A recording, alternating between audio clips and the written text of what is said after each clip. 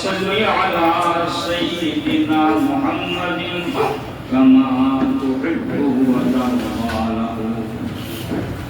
وعن ابن مسعود رضي الله تعالى عنه قال قال رسول الله صلى الله عليه وسلم أولى الناس بي يوم القيامة أكثرهم علي صلاة أو كما قال رسول الله صلى الله عليه وسلم. রসুলের প্রতি দুরূদ শরীফ পড়া ফরজ, দ্বিতীয়ত দুরূদ শরীফ পড়া ওয়াজিব, তৃতীয়ত দুরূদ শরীফ পড়া সুন্নতে মুআক্কাদা, চতুর্থ দুরূদ শরীফ পড়া মুস্তাহাব বা ভালো নেকাম। আল্লাহ পাকের নির্দেশ কোরআনে কারীমে আসছে, এই জন্য রসুলের উপর জীবনে একবার দুরূদ শরীফ পড়া কি করে যায়। রসুলের নাম প্রথমবার যখন শুনবো সাথে সাথে রসুলের প্রতি দুরূদ শরীফ পড়া ওয়াজিব। প্রতি নামাজের শেষ বৈঠকে আত্তাহিয়াতের পরে দুরূদ শরীফ পড়া সুন্নতে মুআক্কাদা, যেটা পড়ে থাকি দুরূদ ইব্রাহিম।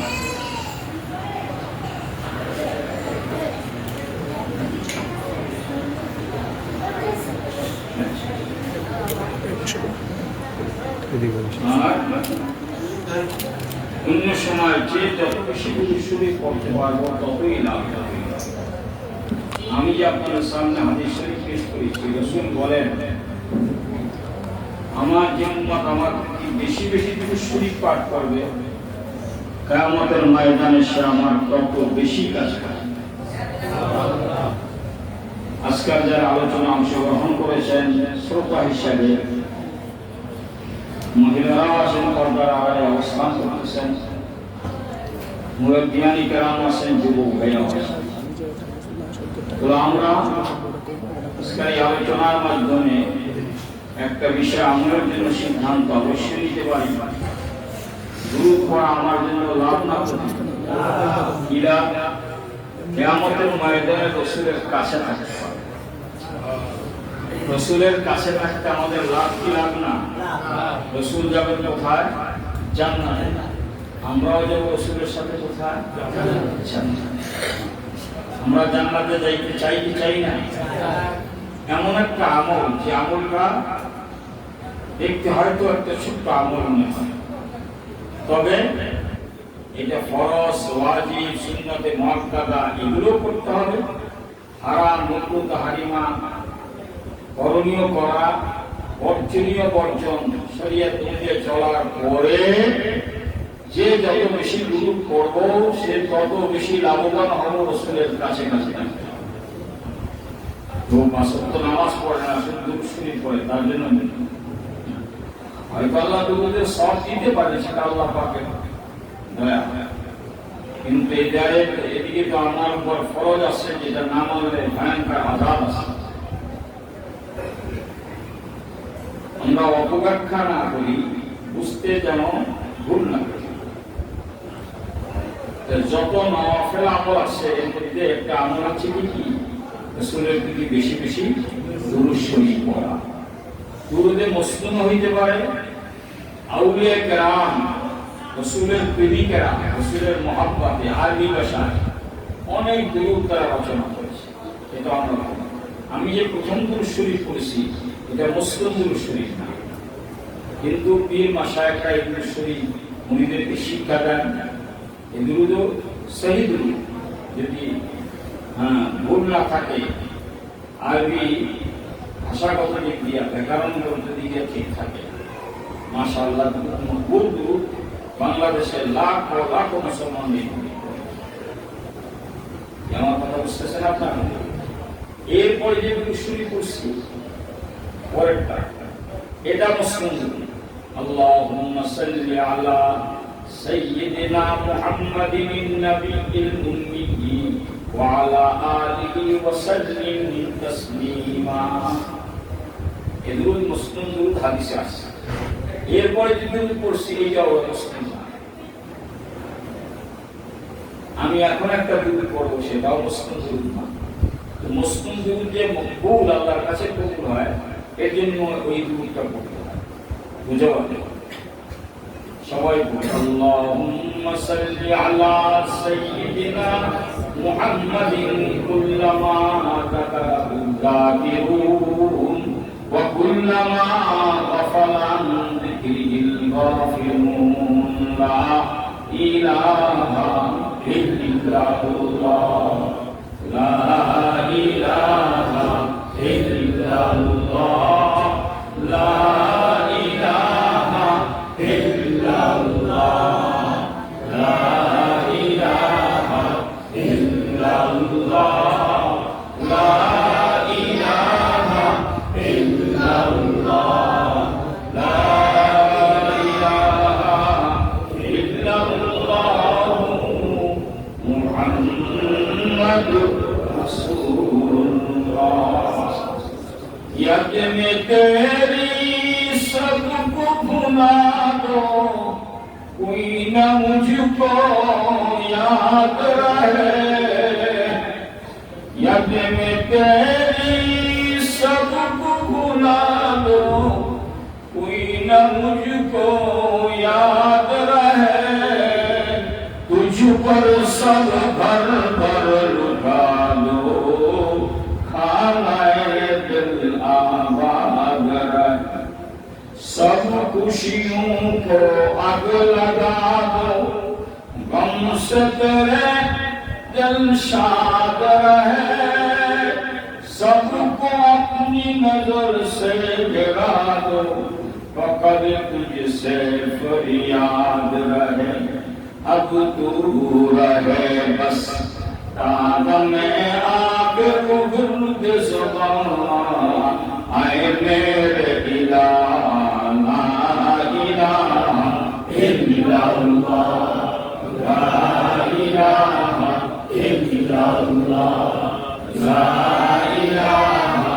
इल्लल्लाह ला इलाहा इल्लल्लाह ला इलाहा इल्लल्लाह ला মুহাম্মাদুর রাসূলুল্লাহ দুরূদ পড়লাম দুরূদের সাথে আর জিকির করি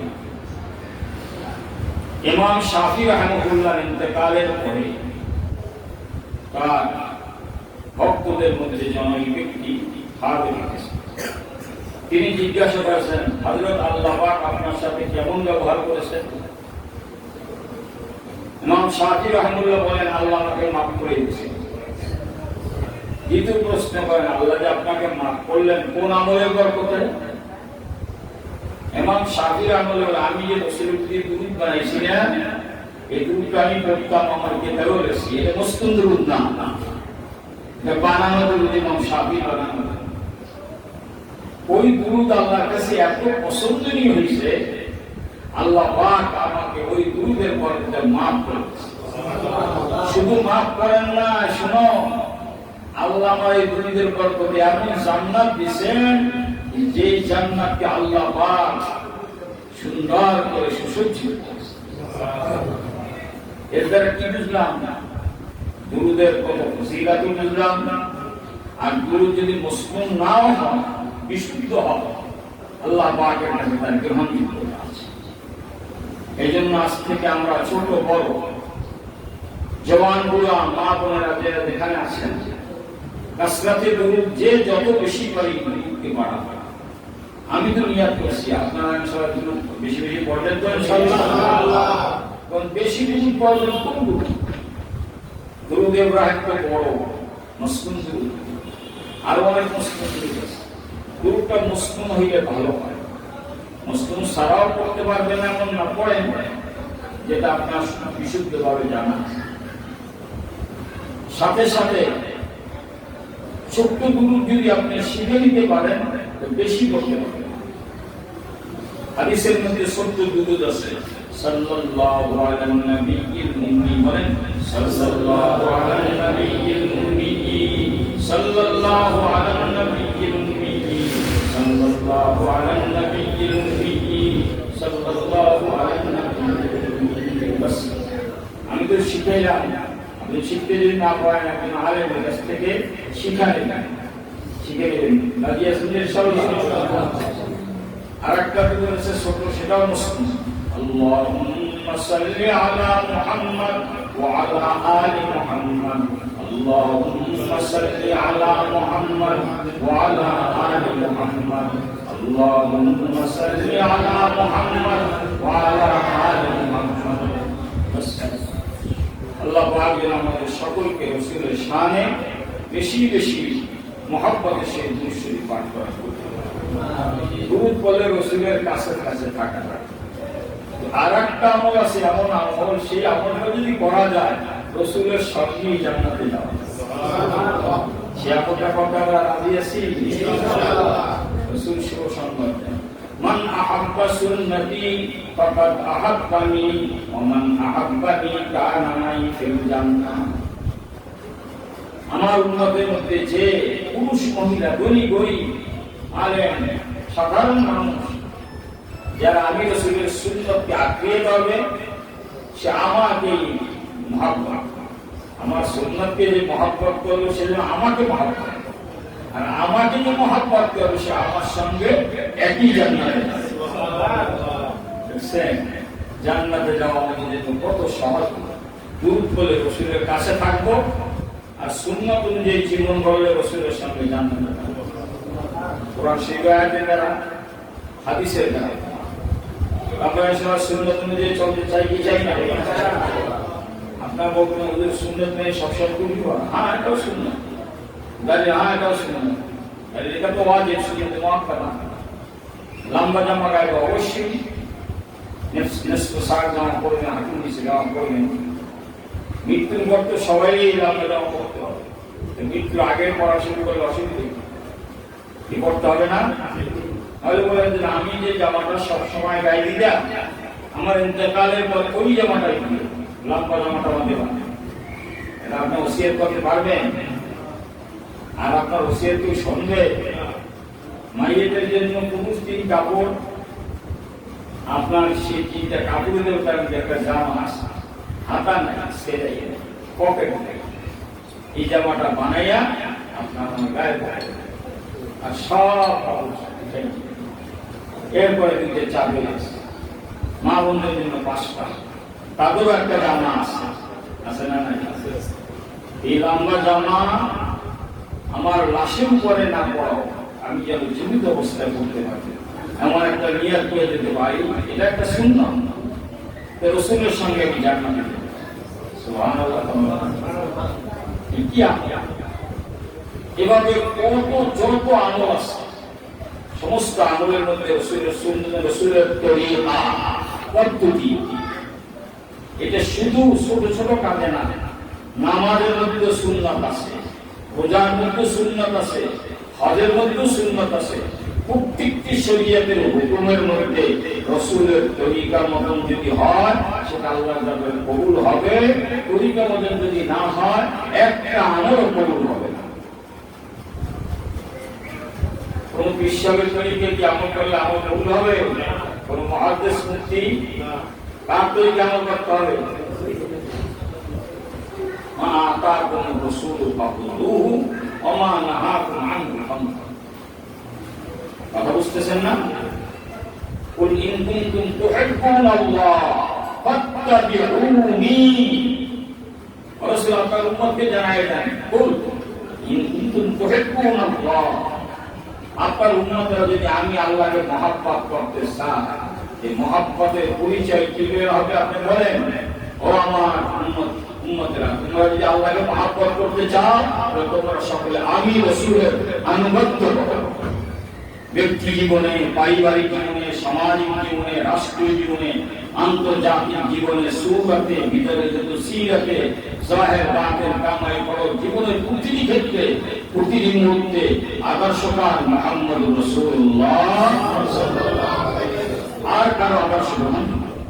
আপনার মন্ত্রী হন, মিনিস্টার হন, চেয়ারম্যান হন, প্রেসিডেন্ট হন, আপনার যে কোন স্তরের লোক হন না, সকল কাজে জীবনে আমি দাঁড়াই মুহাম্মদ রাসূলুল্লাহ, আমি ঈমান এনেছি মুসলমান, তো আপনার সমস্ত পরিবর্তন করতে হবে রাসূলের আদর্শে। বাহ্যিক ভাবে জুতো পরবেন তো ডান পায়ে পরতে হবে, খুলবেন তো বাম পায়ে পরতে হবে, চলবেন তো যথাসাধ্য ডান দিক দিয়ে চলার চেষ্টা করবেন রাস্তা। কি কথা বুঝতেছেন? এভাবে সমস্ত কাজ পরিপাটি যদি হয়ে যায় সুন্নাত তরিকায়, তো আপনি রাসূলের একজন প্রেমিক হলেন, রাসূলের আনুগত্য করলেন। আল্লাহ রাসূলের যদি আনুগত্য করা হয় তো আল্লাহ কি বলেন? কুল ইন কুনতুম তুহিব্বুনাল্লাহ ফাত্তাবিউনি ইউহিব্বুকুমুল্লাহ। রাসূল জানায় দেন আমি আল্লাহ আপনার উম্মতকে মহব্বত করি। মহব্বত একদিন হবে না, আমি আল্লাহর মহব্বত আল্লাহর বানাইছে আসমান জমিন কত দূর নিয়ামত দাও, আমি আল্লাহর বেশি মহব্বত। আল্লাহ এই মহব্বত হবে না, আগে রাসূলের আদেশ হবে, রাসূলের আনুগত্য করো, তবে আমি আল্লাহকে মহব্বত করার প্রমাণ হবে। আমি আল্লাহকে মহব্বত করো, আমি কি পুরস্কার দেব? যা তোমার আমলনামার সমস্ত গুনাহ আমি মুছে ফেলব এবং তোমাকে আমি জান্নাত দিব। জান্নাত দিব কেন? আমাকে যে মহব্বত করবে আমি তার জাহান্নামে ঢুকাবো। আমার হাবিবকে যে মহব্বত করবে, আমার সুন্নাত হাবিবকে সুন্নাত মানবে, আমি তার গুনাহ মাফ করব। কুল ইন কুনতুম তুহিব্বুনাল্লাহ ফাত্তাবিউনি ইউহিব্বুকুম ওয়া ইয়াগফির লাকুম যুনুবাকুম ওয়াল্লাহু গফুরুর রহিম। শুধু গুনাহ মাফ করবেন না, আল্লাহ রহিমের নামের দ্বারা গুনাহগুলো নেকের দ্বারা পরিবর্তন করবেন। সুবহানাল্লাহ। তো দ্বিতীয় আমল আল্লাহ যেন আমাদের সকলকে, আমার ঘর বাড়ি, আমি, আমার আত্মীয় স্বজন সবার মধ্যে যেন আমল পরিবর্তন হয়, সুন্নাত উপার্জন করতে হয়। সুন্নাত ছাড়া ময়দানে মাশাআল্লাহ আল্লাহর সঙ্গে কোনো সম্পর্ক। এমন দেখেন নামাজ, এই নামাজ এক সাহাবী এসে নামাজ পড়ছে, আল্লাহ রাসূল বলেন সাহাবী নামাজ হয় না, আবার নামাজ পড়ে। সাহাবী আবার নামাজ পড়ছে, অনেক লম্বা হাদিস। আল্লাহ রাসূল বলেন তোমার নামাজ হয় না, আল্লাহ রাসূল তাকাই আছে। সাহাবী আবার নামাজ পড়ো, সাহাবী আবার নামাজ পড়ছে। তৃতীয়বার রাসূল বলেন সাহাবী তোমার নামাজ হয় না, আবার নামাজ। সাহাবী ইয়া রাসূলের থেকে ভালো নামাজ আমি জানি। এখন রাসূল বলেন সাল্লু কামা রাআইতুমুনি উসাল্লি। আমার সাহাবী তুমি আমাকে রক্ষা করো, আমি কেমনে দাঁড়াই, কেমনে হাত বাঁধি, কেমনে হাত উঠাই, হাত বাঁধি, কেমনে কেরাত করি, রুকু করি, সিজদা করি, বৈঠক করি, সিজদা থেকে সোজা হয়ে, রুকু থেকে সোজা হয়ে দাঁড়াই, দুই সিজদা থেকে সোজা হয়ে বসি, সব দেখবা। বাহ্যিকভাবে অন্তর্পক্ষে আমি রাসূল যেভাবে নামাজ পড়তে দেখবে সেইভাবেই তুমি পড়বে। আর দেরের মধ্যে তো খুশি বুঝে লাগবে, চিনে চেষ্টা করবে। এর নামাজ এটা আপনাকে আমাকে সকলকে নামাজ যারা পড়বো মন মতন পড়া যাবে নাকি? কোন পদ্ধতি পড়তে হবে? শুধু আমি তো জানি না, এই জন্য না জানাটা পড়া, জানার জন্য যারা জানে তাদের সমাগম হতে হবে। এই জন্য মানুষ তোর দিকে যায়, আল্লাহ ওয়াদের কাছে যায়, তাদের মধ্যে বসে, তারপর তারা দেখায় দেয় এরকম দাঁড়াও, এরকম রুকু দাও, এরকম সিজদা দাও, এরকম বসো। বাস প্র্যাকটিক্যাল। হাকিমুল উম্মাহ তানির রাহমাতুল্লাহ বলেন যদি কেউ কলম দিয়ে লিখতে চায়, কুঞ্চির কলম, সেই কলমটা ভালো লেখার জন্য নিজে কলম কাইতে লিখতে হবে, তাই শিখে যাবে, অক্ষর আসবে না। কি করতে হবে? যে কলম কাটতে জানে তার কাছে দিতে হবে, সে সুন্দর চাকু দিয়ে কলমটা কাইতে যদি দেয়, সেই কলম দিয়া, আগে তো কুঞ্চির কলম ব্যবহার হইত, সেই কলম দিয়ে যদি লিখতে পারবে। একটা সাধারণ কুঞ্চির কলম যদি লেখার জন্য অন্যের কাছে যেতে হয়, আখিরাতের অফুরন্ত জীবন, যেই জীবনের শুরু আছে আর শেষ নেই, সেই জীবনের প্রত্যেকটি আমল একজন খাঁটি হক্কানি আলেমের কাছে যাইয়া শিখতে হবে। আমি যদি আপনাকে ভাই আপনি তো নামাজ পড়েন, উযু শিখছেন কার কাছে? উযু শিখছেন, তুমি সবসময় মসজিদে যাই, সব উযু করে আমি এই উযু দ্বারা নামাজ পড়তে হবে বললো হওয়া না হওয়ার মধ্যে সন্দেহ। মহিলারা উযু করে দেখবেন, আমরা ছোটবেলায় দেখছি উযু দিয়ে মাথার কাপড় খুলে করবে না, এই মাথার কাপড় ধরিয়া এরকম এরকম পানি ধরিয়া পিছের মারে তার বাহাইতে ধরিয়া চেহারা ধরে এই কথা ঠিক আছে। জিন্দিগিতে উজু হবে না, চুলের গোড়া থেকে নিচ পর্যন্ত এই কানের লতি থেকে এই কানের লতি পর্যন্ত এমনি ভাবে একবার পানি প্রবাহিত করতে হবে যে প্রত্যেকটা পশমের গোড়া থেকে পানি যেন মারে। একবার ঢুকতে হবে, এবার তিনবার হলে সুন্নাত, একবার ফরজ। অনেকে হাত ধরতে করে দেখবে হাত পানি নিয়ে এখানে কথা তো সেই কোন জায়গায় শূন্য, এখানে একটা গলা দিয়ে দিয়ে জিন্দিগিতে হবে আপনার এখান থেকে পানিতে যেভাবে প্রবাহিত হবে কোন ঘোড়ার থেকেও পানিতে এইভাবেই প্রবাহিত হবে প্রত্যেকটা বলে এবং ফরজ বস্তু। তো আপনার উজু শেখেন না কারো কাছে, নামাজ শেখেন না কারো কাছে, এই উজু আর নামাজ দিয়ে আল্লাহর শেখেন না তারা। এই জন্য প্রত্যেকটা আমলের প্রশিক্ষণ নিতে হবে, যার কাছে নিলে আপনি শিখতে পারবেন তার কাছে। এই ইমাম বলুন আপনার ঘরের মধ্যে একজন জাননেওয়ালা আপনার ছেলে মাদ্রাসায় পড়ে, আপনার বেটা আমি উজু করি দেখতো আমার উজু হয় কিনা, আপনি তাকে দেখাবেন। আপনি বলবে আপনার ছেলে যদি পরে পড়ে যে আব্বা এইরকম উজু হয় না, আমাদের হুজুর দেখাইছে এইভাবেই। এই কথা ঠিক আছে? আপনি উজু করতে কেমন করতে মাটি মাটি দিয়ে তৈমুম একটা পদ্ধতি আছে না?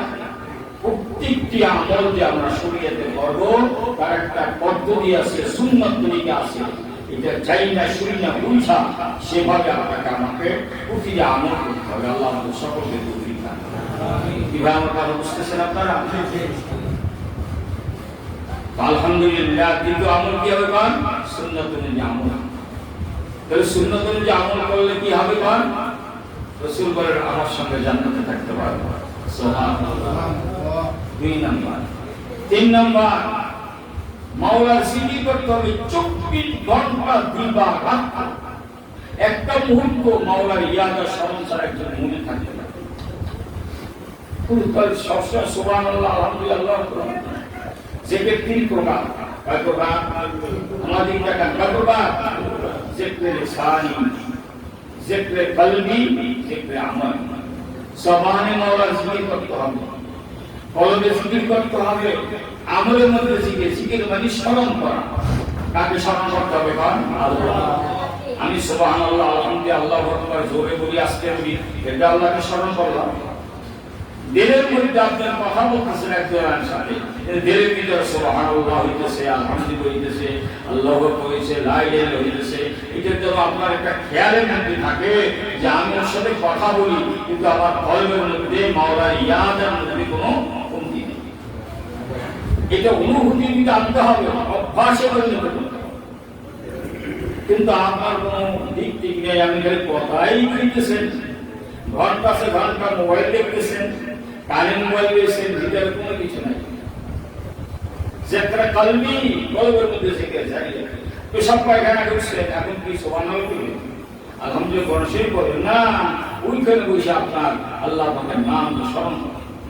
অনেক বলে আমার নামাজের মধ্যে হুজুর খেয়াল শিখতে যায়, খেয়াল শুনতে কেন? আপনার কলবের মধ্যে মাওলার জিকির নাই। এদিক দোকানের চিন্তা, বাড়ির চিন্তা, এটা চিন্তা, ওনার চিন্তা ঢুকিয়া ওই কলব করে বুঝিয়ে সাথে আপনি এখানে সুবহানাল্লাহ বলছেন, ভিতরে যদি সুবহানাল্লাহ, এখানে কিরাত করতেছেন, ভিতরে আল্লাহ পাকের গুণবাচক নাম ইয়া আল্লাহ, ইয়া রহমান, ইয়া রহিম, ইয়া আল্লাহ, ইয়া সত্তার, ইয়া গফফার, ইয়া রহমান, ইয়া রহিম বলতে থাকে ভিতরে। এটা আওয়াজ হবে না, সুর হবে না, লাহান হবে না, ভিতরে এরকম মাওলা তার মাওলায় কারীমের জিকির, মাওলায় কারীমের জাতি নাম, গুণবাচক নামের জিকির করে জারি। কিভাবে কথা বুঝতেছেন? কিরাত পড়ার সময় কলবের মধ্যে জিকির থাকে, জিকিরে লিসানি আছে আর জিকিরে কলবি আছে। আর জিকিরে আমালি মানে এমন কোন জায়গা নাই যেখানে একটা আল্লাহর হুকুম নাই, করণীয় অথবা বর্জনীয়। কি ভাই, সব জায়গায় আল্লাহর হুকুম আছে না? ঘরের মধ্যে থাকে, ঘরের বাইরে থাকে, হাতে চলে, সব জায়গায় আল্লাহর হুকুম আছে। একটা কি হুকুম আছে? করণীয়, একটা কি গান বর্জনীয়। করণীয় করে আল্লাহকে স্মরণ রাখা, বর্জনীয় বর্জন করে আল্লাহকে স্মরণ রাখা। 3 হালাতের মধ্যে আল্লাহকে স্মরণ রাখা। এক মুহূর্ত আল্লাহ তিনি জানো শুনেন আমার সাথে কথা বুঝতেছেন আপনারা বলেন আমার সাথে জিকির পান জিকির আরো জোরে বলেন জিকির জিকির জিকির জাকির কো মজকুর তক পৌঁছে যে যারে রাখে সে তার কাছে যাইবে বলেন যে যারে রাখে সে তার কাছে যাইবে যদিও কাছে যাইতে পারে না দুর্বল হয় যাকে ডাকে সে তার কাছে আসে বাচ্চাদের একটু বড় হয় তো ডাইনে বামের সামনে কিন্তু দেবেন মায়ের দেখেন বাচ্চা দূর দিতে পারে হাঁটতে পারে কথা বলতে পারে এখন মুখে মুখে লাগে আম্মু তুমি কই কি বলে কি বলে মা তো যখন আমার সমস্ত বাচ্চা স্কুল যাইছে বড় আসছে এখন মা কি বলে আব্বু আমি তো শুনি পাই তুমি আসো বাচ্চাকে বুঝে থাকে না দেখলে হ্যাঁ কি বলে বাচ্চা একদিন দিয়ে মায়ের পানি ফেলে যায় মাকে জড়াইয়ে ধরে মা বাচ্চার এগালে চলে যায় ওগালে চলে যায় দেয় কি দেয় না চোখের পানি মুছে দেয় ধুলাবালি করোনা দিয়া মুছে দেয় এটাই তো আমাদের মা বোনদের অবস্থা বাচ্চা কি ভাই কথা ভুল বললাম না কি ঠিক বললাম আচ্ছা আর যারা আরেফ বিল্লাহ আল্লাহ ওয়ালা একটা মুহূর্তের জন্য আল্লাহ থেকে তারা জুড়ে হয় না সবসময় আল্লাহ হঠাৎ যদি একটু গ্রুপ মাত্র ত্রুটি হতে যাবে ওখানে বৈশা মাওলাকে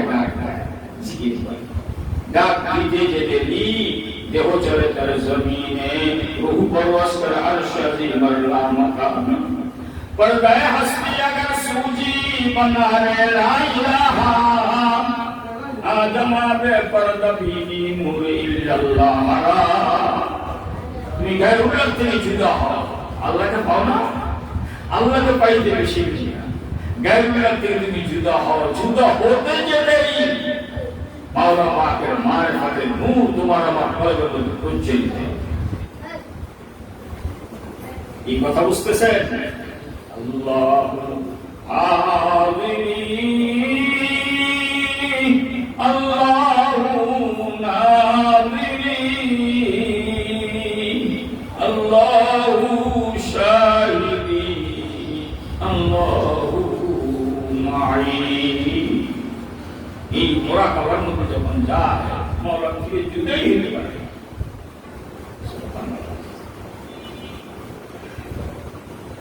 আল্লাহু আকবার বাচ্চা যদি ছোট হয়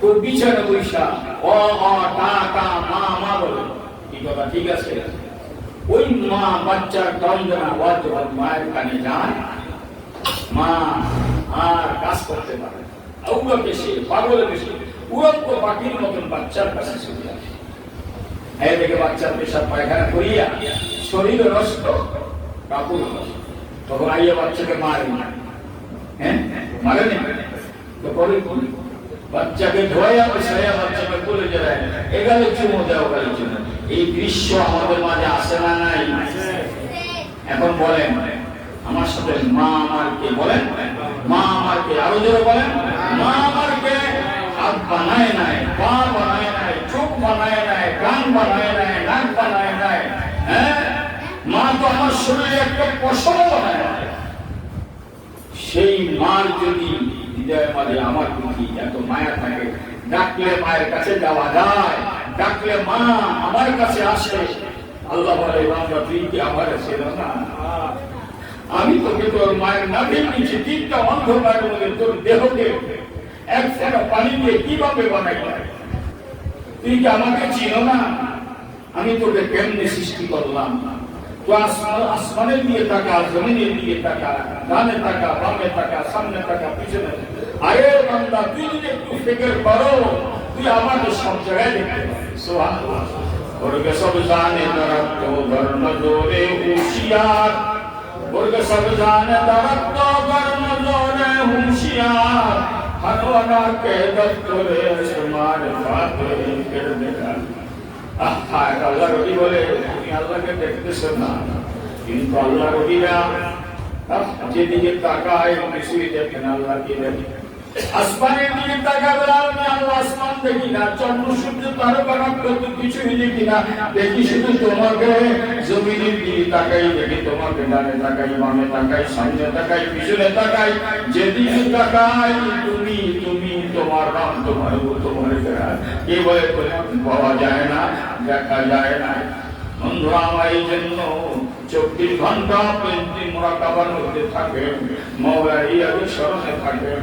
আখিরাতের আপনার অপরন্ত জীবন, যেই জীবন শুরু আছে আর শেষ নেই, সেই সুখময় জীবন আমি করতে পারবো। আল্লাহ আমাদের সকলকে তৌফিক দান করুন। आगे दुनिया में बशर को नहीं सीमा गफलत, मौत का ध्यान भी लाजम है कि हर आम रहे। जो बशर आता है दुनिया में ये कहती है कदा, मैं भी पीछे चली आती हूँ जरा ध्यान रहे। दुनिया बशी মানুষ মাত্রই গাফলাত মাহবুব, সদা মৃত্যু ধ্যান রাখি আখিরাত হয় ভুল। জগৎ মাঝে পা রাখি মৃত্যু কহে ডাকি, আমি মাছি তোমারে পিছে চলিও ধ্যান রাখি।